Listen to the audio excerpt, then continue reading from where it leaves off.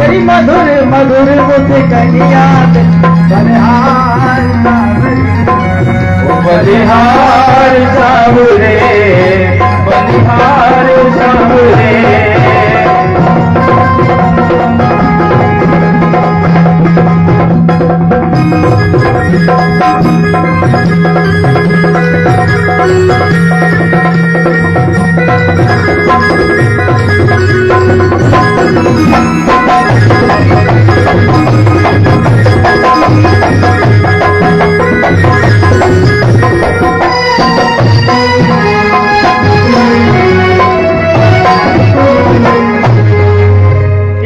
भगवान ने कुब्जा पर कृपा करी।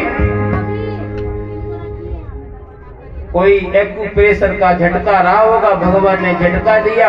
कुब्जा 3 जगह से जो टेढ़ी थी वो एकदम सीधी हो गई और सुंदर छैल छबीली बनकर के भगवान के आगे प्रणाम करने लगी।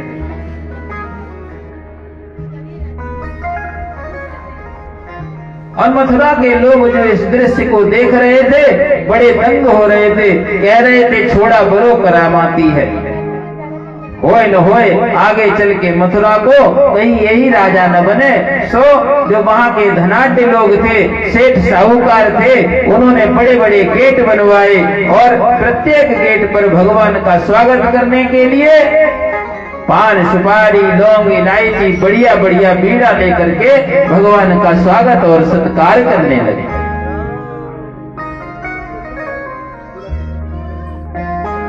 भगवान कंस के सभागार में पहुंचे, सामने मामा जी का धनुष रखा हुआ था, सैनिक लोग वहां पर खड़े हुए थे। कन्हैया ने देखा तो कन्हैया ने कहा दाऊ भैया उठाऊं का? दाऊ जी बोले कन्हैया प्रेम से उठाओ, मामा जी को धनुष है। तो वहां जो सैनिक खड़े थे वो हंसने लगे, कहने लगे बताओ ये कल का बच्चा कंस का धनुष उठाएगा? लेकिन भगवान ने देखते देखते करेण भावेन सलील मुद्रतम साज्यम च कृत्वा निमिषेण पश्यताम। पलक झपकते ही कन्हैया ने कंस का धनुष उठा लिया और जैसे ही प्रत्यंचा चढ़ाई एक धड़ाम से भयंकर शब्द हुआ, धनुष टूट गया, धरती कांप गई, दिशाएं गुंजायमान हो गई। और जब ये शब्द धनुष टूटने का कंस के कानों में पड़ा तो कंस जान गया कि मेरा धनुष मेरे भांजे ने तोड़ दिया और अपने मन में कहा कि अब लगता है कि मेरी गारंटी भी समाप्त हो गई। क्योंकि जब परशुराम जी ने इस धनुष को मुझे भेंट किया था तो परशुराम जी ने मुझसे कहा था बेटा ये धनुष जो है इसको कोई तोड़ नहीं सकता और जो इसको तोड़ेगा वो तुझे छोड़ नहीं सकता। अब तो कन्हैया के नाम से कंस इतना डर गया, अगर दाल बने घर में और कहीं जीरा काला काला नजर आ जाए तो कंस थाली उठा करके फेंक दे।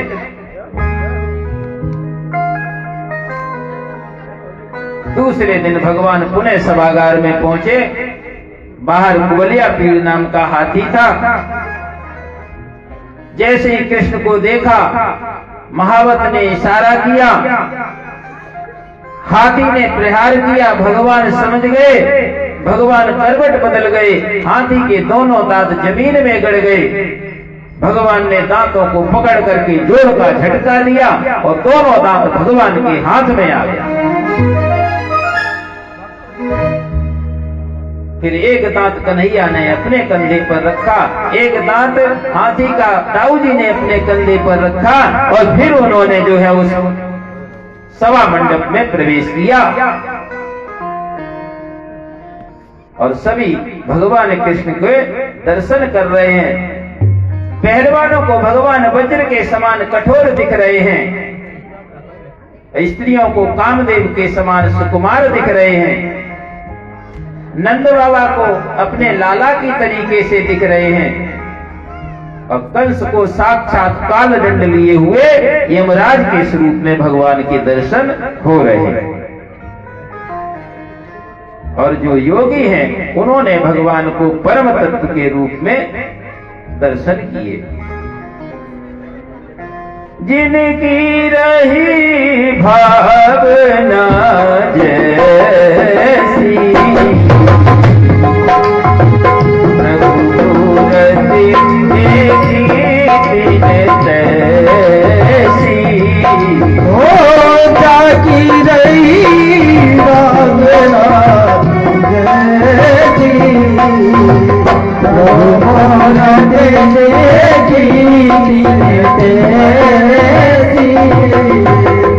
तो पहलवानों को वज्र के समान दिखाई पड़े।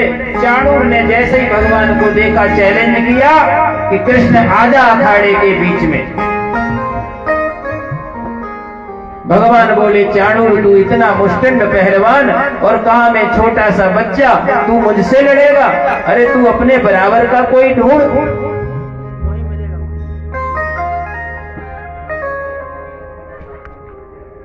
चाणूर बोला तू अपने को बच्चा कहता है? अभी कितना भयानक है, कितना बलशाली कुबलिया पीड़ को मार करके तूने दांत उखाड़ लिए और अपने को बच्चा कहता है। चाणूर ने कहा इधर दम है तो आ जाओ। ब्रजवासी बोले कन्हैया डर पियो मत, दिखाए दे पूतना वाले हाथ। और जैसे ही भगवान ने सुना तो बलराम के साथ कृष्ण भी उस अखाड़े में कूद पड़े। मुष्टिक के साथ बलराम जी लड़ने लगे, चाणूर के साथ भगवान कृष्ण का युद्ध होने लगा।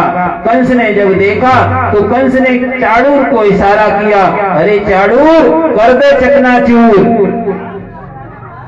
और जैसे ही चाणूर ने भगवान को एक मुक्का मारा, भगवान ने कहा यदि मुक्का मारा है तो एक छोटी सी चपट तो हमारी भी खानी ही पड़ेगी। और जो भगवान ने चाणूर के कान के नीचे जमाया, चाणूर जो था चारों कोने चित्त होकर के भगवान के सामने गिर गया। दाऊ जी ने मुष्टिक को परलोक का रास्ता दिखाया, सल तोसल आए उनको भी परलोक पहुंचाया और कूट जो आया पहलवान उसको भी भगवान ने कूट करके रख दिया। जब इतने पहलवानों को मरते हुए देखा तो बाकी पहलवान अपने आप ही भाग खड़े हुए और पहलवानों में भगदड़ मच गई। कंस पागल हो गया, चिल्लाने लगा पकड़ लो इनको, इनको भी पकड़ो, इनके माँ बाप को भी पकड़ो, आज मैं इसको भी मारूंगा और इसके जो माँ बाप कैद में बंद हैं जेल खाने में उनको भी मारूंगा। भगवान ने एक छलांग मारी और कंस के सिंहासन पर पहुंच गए गिरधारी और कंस की चुटिया पकड़ के भगवान ने हिला डाली। और फिर भगवान ने कहा हे कंस कुछ याद है? जब मेरी मां विवाह होकर के रथ पर बैठ के आ रही थी तब तुमने भी उसकी चोटी पकड़ के रथ से नीचे खींचा था। कंस ने कहा, भगवान ने कहा अरे कुछ याद है मेरी माता की, कुछ याद है मेरी माता की,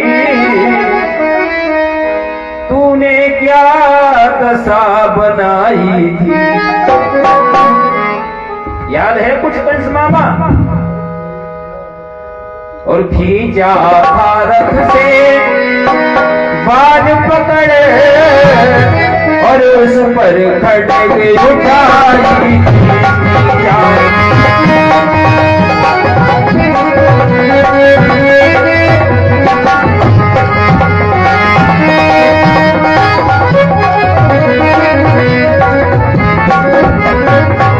कन्हैया ने कहा कंस देख लो मैं उसी माँ का बालक हूँ, उसी माँ का बेटा हूँ। उन बालों का बदला तुमसे और लेता है लाल देवकी का। और पहले तो थी वो नगुदाई, पहले तो थी वो।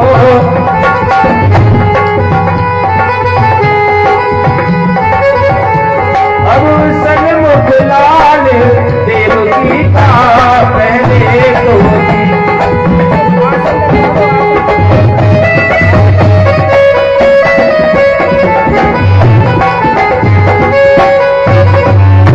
और जैसे ही कन्हैया ने कंस को ऊपर से नीचे गिराया और पूरा विश्व भार लेकर के जैसे ही कन्हैया कंस के ऊपर गिर पड़े, कंस का राम नाम सत्य हो गया। बोलिए कंस मर्दन भगवान की जय हो। कंस चाणूर मर्दन। जब कंस और चाणूर मारे गए तो संपूर्ण जगत ने भगवान कृष्ण को कृष्णम वंदे जगत गुरुम, जगत गुरु के रूप में स्वीकार कर लिया। अंत में भगवान ने जेल में जाकर के वसुदेव और देवकी को बंधन से मुक्त किया। उसके बाद भगवान का यज्ञोपवीत संस्कार हुआ।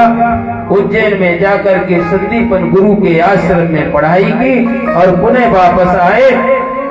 जब मथुरा में रहने लगे और ब्रजवासियों की याद सताने लगी तो उद्धव जी को मथुरा में भेजा और उद्धव जी